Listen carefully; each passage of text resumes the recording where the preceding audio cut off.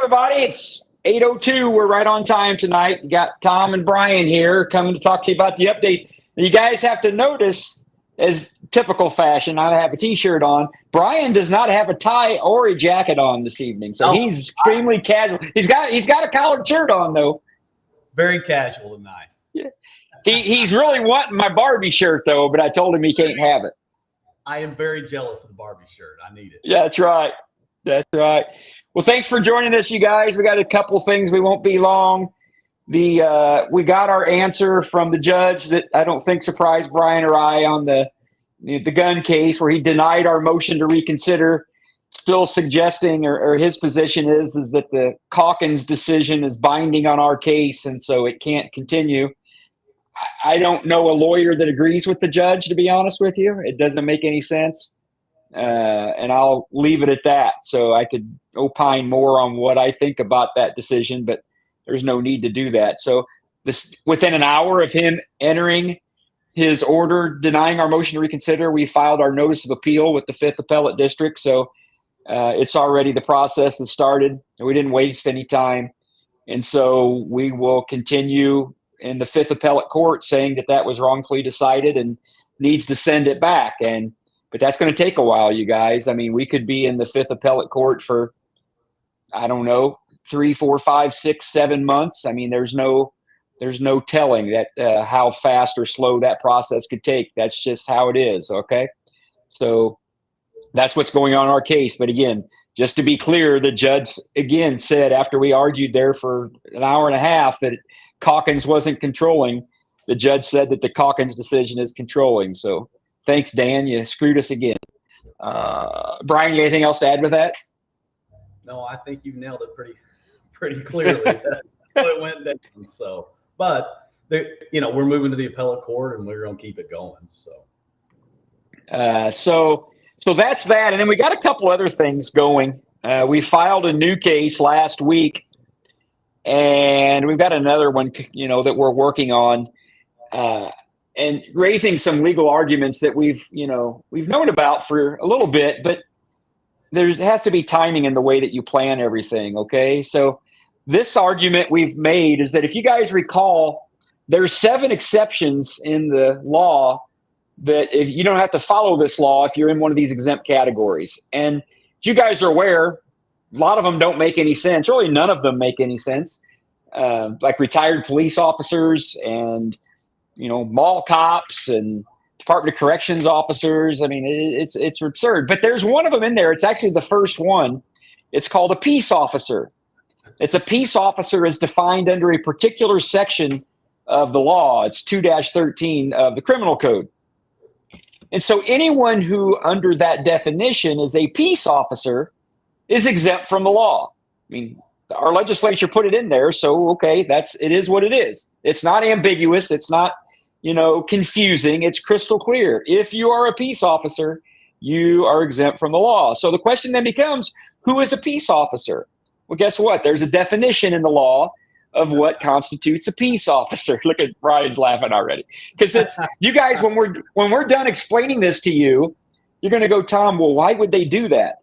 And the answer is, quite clearly, is that your legislature is a bunch of damn idiots.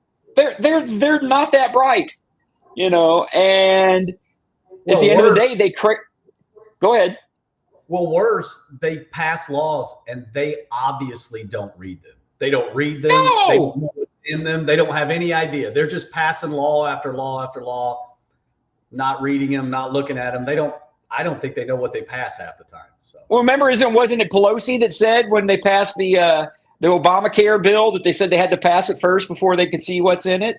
Yeah. I mean, and we can sit here and pick on the legislature all we want, Brian, but you know what? At the end of the day, it's the citizens' damn fault, because collectively, everybody, we elected these goobers, right? Yeah. And so if you don't like it, unelect them. But yeah, they have no idea what that law said when they passed it. They didn't read it. They didn't go through and analyze it or anything like that. So, a peace officer is a defined term under the law.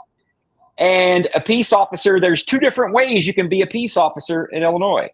One is you're like a cop. You're a law enforcement officer, okay? You have the power to arrest people, investigate, things like that. And then it says under the second part of it, anybody who by statute, who by another law, has been given powers similar to a police officer. So if you've been given powers similar to a police officer by statute, you're a peace officer. Well, guess who's been given powers similar to a police officer by statute? Citizens under the private arrest. Yeah, everybody. Under the citizens private arrest statute, you've been given the power similar to a police officer. And there's case law in Illinois all over the place that says that a citizen under the private citizens arrest statute and a cop are fundamentally identical. Fundamentally identical. And so we've been laughing about that and going, they don't even know what the hell they were doing. They put in here an exception that accepts out a law-abiding citizen. You have to have a FOID card, obviously, because you can't buy a weapon without one for now. That's the way it is. But yeah, assuming that you're a law-abiding, FOID-carrying person, you're exempt because you're a peace officer by definition. It's got nothing to do with equal protection or anything like that, right? And they're over there answering, oh, are we good to go? And blah, blah, blah. I mean, again, I'm not telling you to go out and do anything. I'm just telling you the argument we're making in court. You want to go buy a gun? Somebody will sell you a gun. You do what you want. I'm not telling you to do that. Brian's not telling you to do that. So, you guys got to be careful with when you're listening to conversation going, oh, we're all good. Well, if you think you are, then go buy one and raise that defense if you get in trouble. So all I'm telling you is that citizens are peace officers under the law in the state of Illinois, and a peace officer is exempt under subpart 1, I think it is, E1, under this new statute. So, yeah, I mean, it's funny. And so we filed the case. We have a hearing on February 29th. So, 4 weeks from now, give or take, we have a hearing in Effingham County. And I think at 1 o'clock on the 29th, and if anybody wants to come, again, you're free to show up. And because, again, the argument that we're making, we have one citizen and we have one gun shop that are making this argument, but we're not asking for injunctions or anything like that, like we did in the case, again, that has all of you in it, where you got an injunction for months where you could buy the weapons while the case was pending. We didn't file that in this case. This is just a straightforward declaratory judgment. Find that this citizen is a peace officer. And if we win that argument, then everybody can look at that and go, okay, I guess I'm the same thing too, right? No, Joe, the hearing's not in front of the same judge that is on our case. It's a different judge, okay? And if it would have been that judge, we would have made certain decisions. But no, the Judge Jarman, Doug Jarman, who's on our case that denied our motion to reconsider, is not hearing this new case, Joe. And so that's what we're doing. That's on February 29th. We're going to have that hearing on that case. And it's pretty straightforward, you guys. I mean, you agree, Brian? It's not very complicated. No, it's very straightforward. And it's just another example of just how poorly this was written when you rush it through without reading it 3 times and you just go through it in 48 hours. Another typical example of what happens because they just cited to the other statute and said, well, that's the definition of a peace officer instead of putting a new one in. Now, I mean, legally, we're right. And there's just I don't think there's even any discussion about it, really. I mean, this should be a very short hearing. Now, obviously, with the state involved, they'll turn it into something else and come up with fanciful definitions and all sorts of claims. But it's about as straightforward as it's as straightforward a legal argument as I've seen. Yeah, I got you. I'm not going to say the person's name over there, Brian, but I'm reading the comments over there, and somebody's talking about, you guys are reaching. The Democrats will just keep delaying until we go away. And with all due respect to the person that made that comment, then just freaking go away and cry, right? I mean, if that's how you want to do it, just cry and complain and say, oh, we can't do anything, then just go freaking do that. That's fine. You know what? If you fight and you lose, you keep on fighting and you fight till you're dead. And we're a long way from dead. So if you want to cry about it, again, I'm not going to say the person's name over there in the comments. If you want to cry about it, then just go away, right? I don't care. I mean, look, I'm here in Illinois and I'm not leaving, and I'm going to fight until I can't fight it. I don't know how else to do it, and I think what's happened is all this fighting has at least, we're shining a light on what they're doing up there in Springfield because they like to do it in darkness. They like nobody to know what's happening. And finally, it's getting out there, that just you pick the topic. it's starting to get out there, and the more we talk about it, people are going to deal with it. And eventually, the hope is we'll vote them all out and start over and get to do something different. So that's the hope. Yeah, I mean, we wouldn't be fighting about the things we're fighting about right now. I mean, let's assume people listening to this are Republicans and they're pro Second Amendment, et cetera, and they lean right in their political. You know what? We wouldn't be having these conversations. And I'm saying, when I say you guys, all of you here that are listening tonight go, well, it's not me, Tom. I'm saying you guys. I'm referring collectively. If you all just freaking voted, we had like what, less than 30% turnout in the last election for Republicans statewide.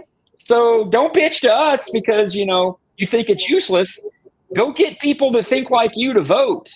And if we can get 50, 60, 70% of people that think like us to vote, we would win and we wouldn't be a Democratic state. It's really that simple. That's kind of what I say when I go across the state and give presentations and speeches going, these problems get solved real easy if people just quit bitching and actually do something. You know, Brian, is one of the things that I say on my soapbox a little bit. I ask people when I go and talk, tell me how many senators there are in the state of Illinois. How many state senators do we have? People have no freaking idea. I've had one person in 3 years answer that question. They're not involved in the political process at all. They don't participate. They don't have their families help participate. They don't get their friends to participate. And then when things go wrong, they all want to look around going, well, what happened, right? It's just they don't participate. So, and I'm not suggesting to people on this call or not that, but collectively, people don't participate in the government process, and that's what causes these problems.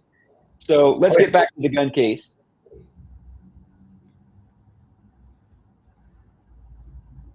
Let me see here. Yeah, because we don't, I mean, as far as the gun stuff goes, I mean, that's really what we got. We got a new case coming, another one that we haven't filed yet, you guys. It's going to be another equal protection case.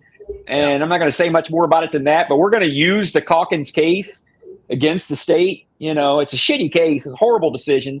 Dan screwed us all over big time. We shouldn't have to be having this conversation, but we're going to try to make the best of it. And we'll talk about that more later. Yeah, absolutely. Jeff, you've asked that question a couple of times. Can anything be done about elected officials who took an oath to protect the Constitution of the United States? You just said a mouthful, brother, because the Constitution of the United States says what people say it says. It's not like, I'm assuming what you're suggesting, Jeff, is that they're violating the Constitution and they ought to be held accountable. Well, there are people who would disagree with you that say they're not violating the Constitution, right? So that, you know, that's really that. I hate to say it, it's that simple. Is that I'm not saying I disagree with you. I'm just saying the conversation is not that black and white. That merely because you disagree with their decisions, that it's automatically a violation and they should somehow or another be held accountable. That's where debate comes into it. Oh yeah. Brian, wear the blue suit, but do not do that man bun ever. Never. You're safe there. There'll be no man bun. Blue suit. Yes. Don't pick on my boy Darren Kincaid. Oh, come on, man. Somebody said Dan ruined his own career. Dan's retired and he's not running for office again. So what's he going to ruin any more than he already ruined it for us? He did it. He did it. So that's it with the gun stuff, you guys. Our appeal's up and it's going to take time. So if you don't hear from me for a month or two, don't think nothing's going on. Those appeals take a long time. It's a pain in the ass. The new case, it's February 29th. And if you guys want to show up and listen to that hearing, you're free to do so. And we're going to argue that, you know, every law-abiding gun-owning citizen under the express provisions of the statute are exempt because you're all peace officers under the law. I mean, it's crystal clear, and we'll see what they want to do. And I think it'll be funny. So Mr. Kerr said, I lost it. What the hell did he say? You'll have to scroll it down. Yeah, that fucker's moving so fast. Sorry, guys. I just said a cuss word. Tom, he says, thanks, Tom. He says, we're in communication with like-minded people who are not even registered to vote. You know, Mr. Kerr, I've been talking about that since the last election, going, if we just registered the people that aren't registered to vote, that think like us more than likely, and got the people to vote that think like us, Illinois wouldn't be Democratic. It wouldn't be controlled by the blue. It'd be red.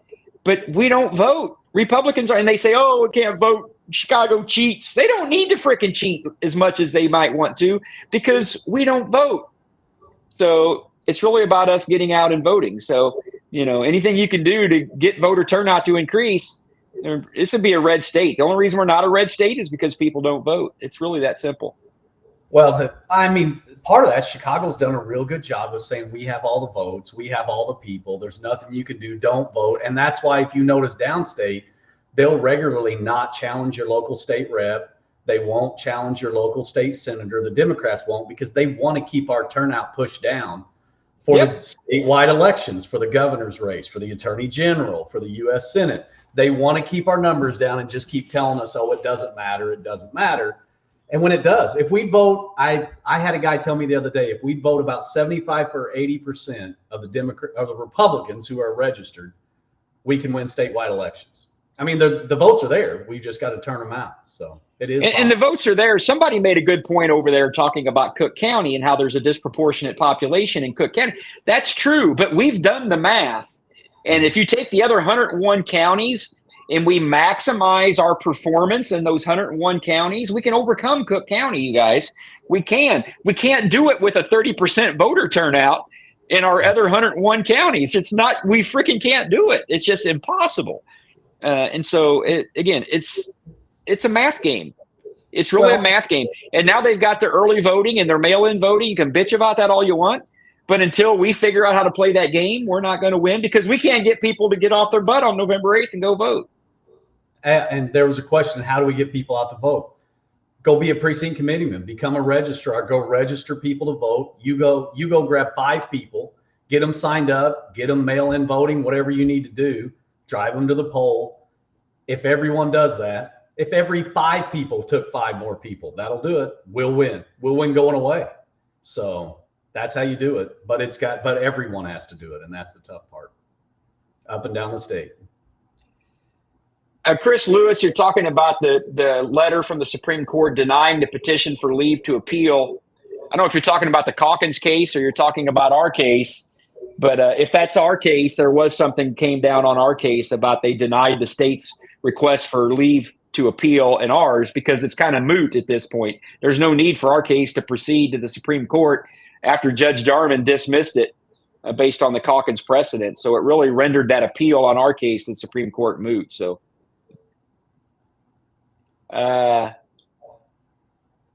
Is the state violating?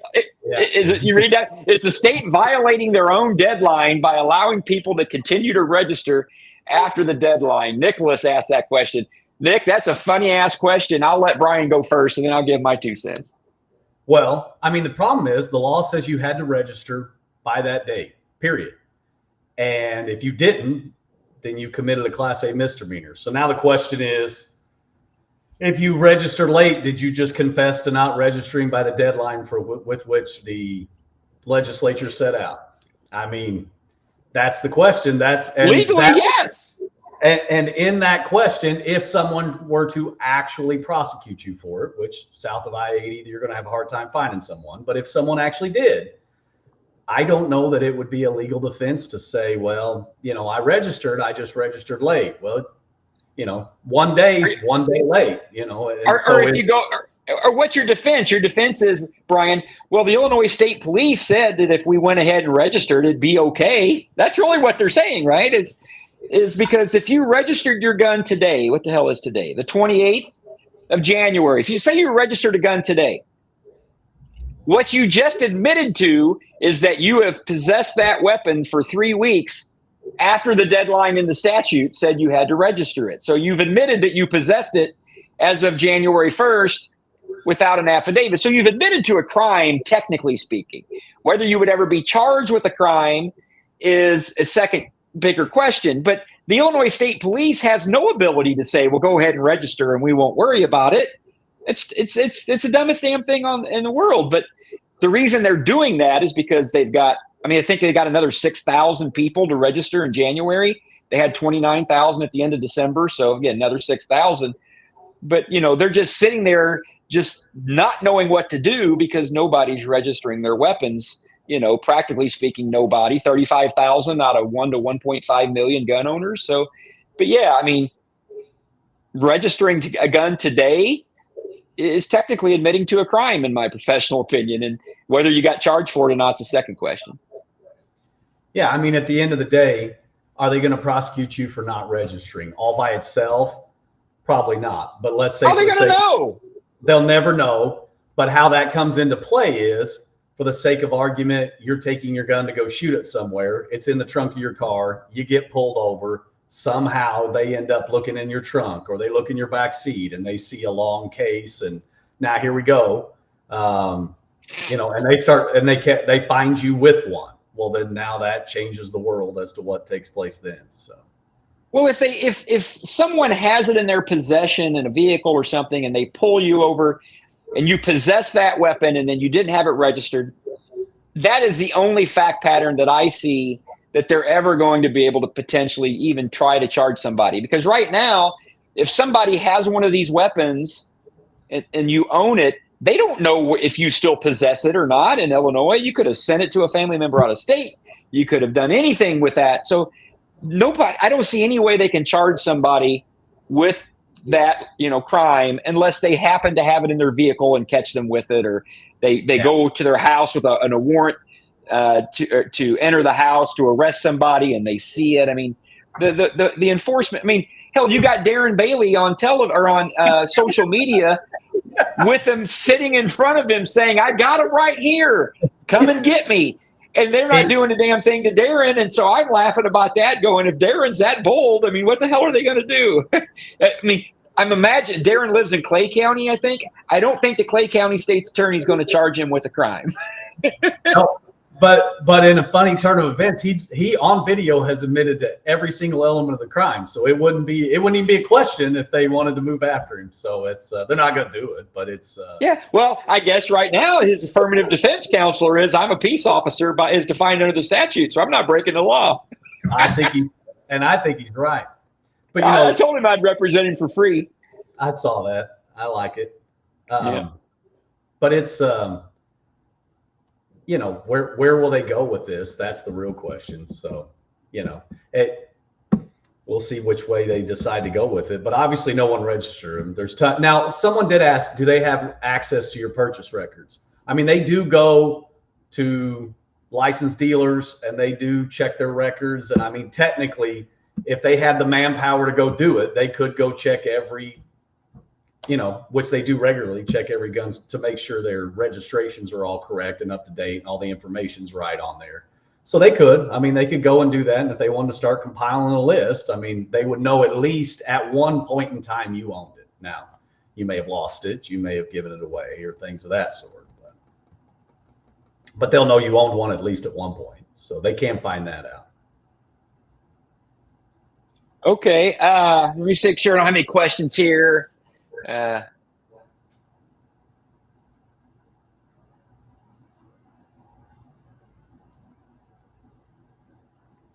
Oh yeah, there was a state representative, wasn't they, up north, or a state senator? She wanted to have your driver's license taken away if you get caught not registering your weapon or something crazy like that. Well, no, I think it's a Senate bill that's died in committee. It's not going anywhere, at least at this point.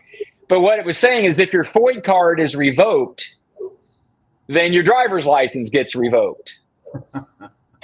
I mean, that's the dumbest damn thing on the planet. I mean, one's got nothing to do with the other. You could get your FOID card revoked for a lot of reasons, got nothing to do with driving. It's just a way that they're trying to intimidate people to register their weapons, it looks like. So, you see any other questions?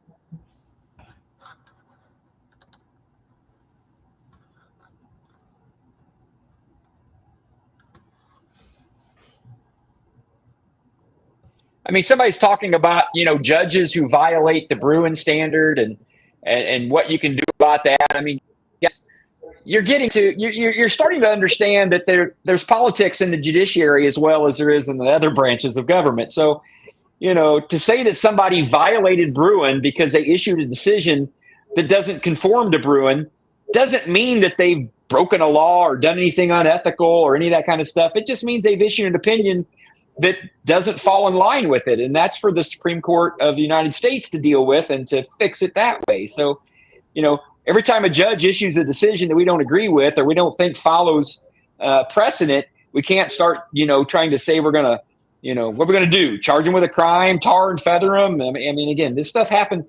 The things that we're dealing with right now, you guys, happen every day in a courtroom, all the time. Brian and I see it every day. And you're just now seeing a little glimpse of it because you're paying attention to this issue. But if every time a judge issued a decision that doesn't comport with the law, Brian and I we wouldn't know what to do, because it happens to us all the time in our profession, and judges do it. And it's just, it's life. So you just have to deal with it the way you can deal with it. And the system's not perfect. Sometimes you'll go to the appellate court and they'll let it happen too. And then the Supreme Court of Illinois doesn't take the case because they can't take them all. So, I mean, it happens more than you guys would probably like to know. Somebody suggested you give a free egg roll for everybody who votes. Now we're talking. No kid. Now we're talking. Now I'm taking a little different route as it relates to the judges, I guess. So.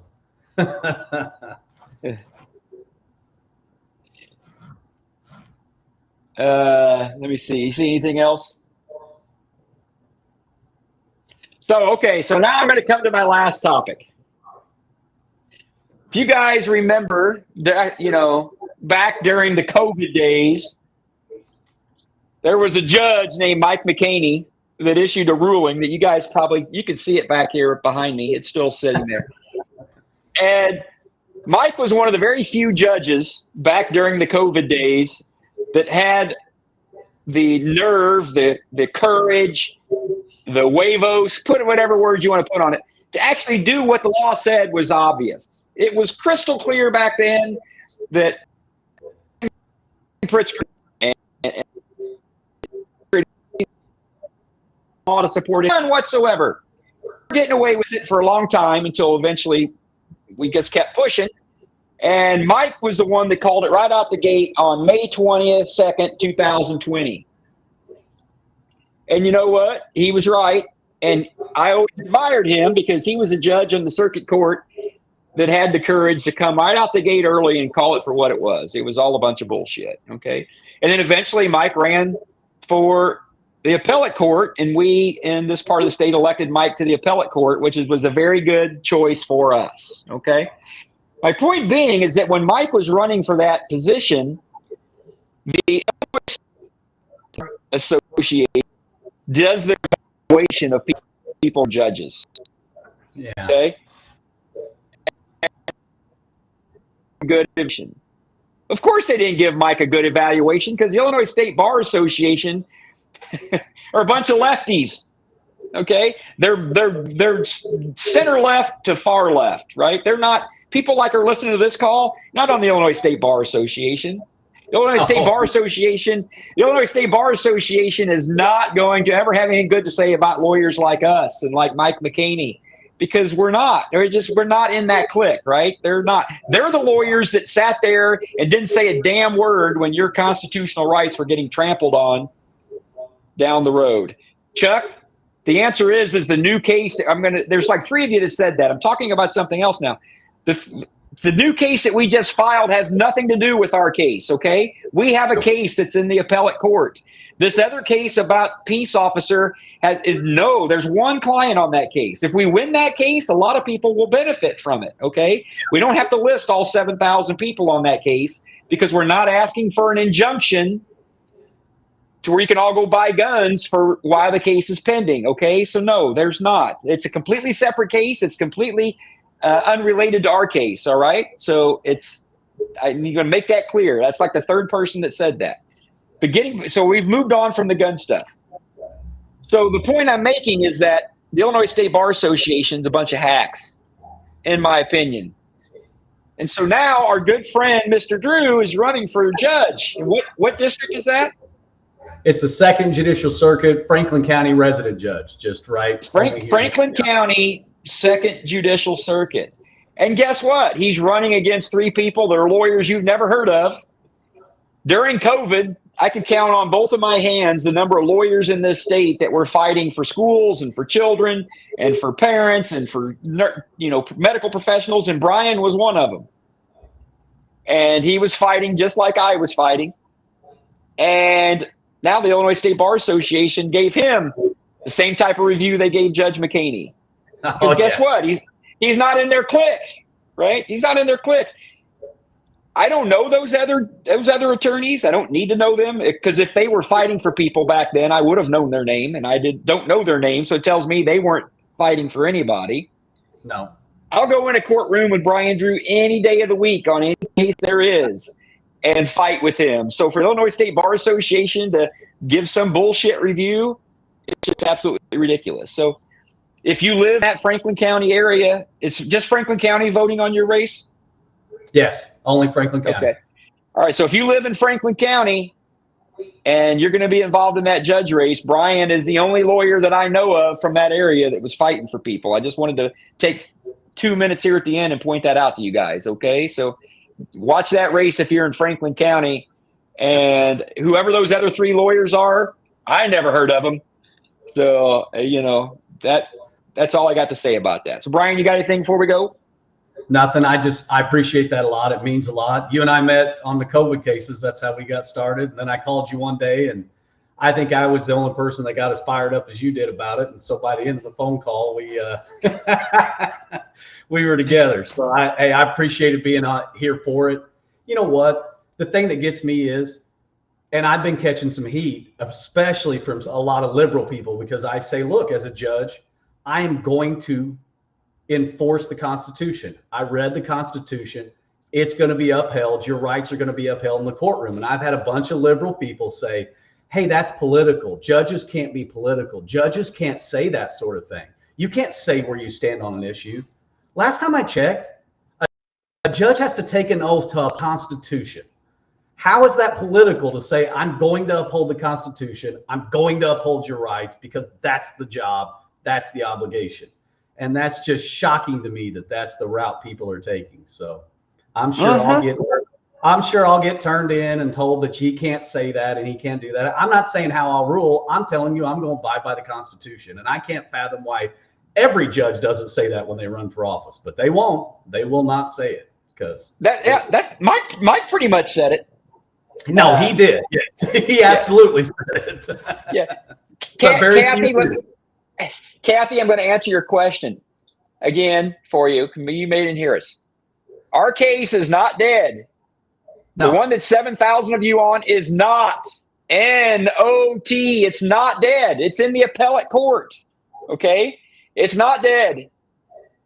The separate case that we just filed on a completely different legal issue to try to attack this gun case is completely unrelated to that your case is not dead. If we win that argument in that other case, it'll benefit all gun owners, okay? Right? Yep.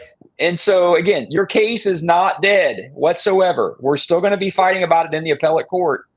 And at the same time, we're doing other things as well with cases that will benefit everyone too, okay? Hope that answers your question. Yep. Okay, I think that's it. We will talk to you guys later. And again, we'll give general updates as things go. But again, as far as our case in the appellate court, that we're going to be fighting about, we're going to go up there and tell them that the Calkins case didn't screw us over and throw our case out completely. Okay, so we'll talk to you guys later. Have a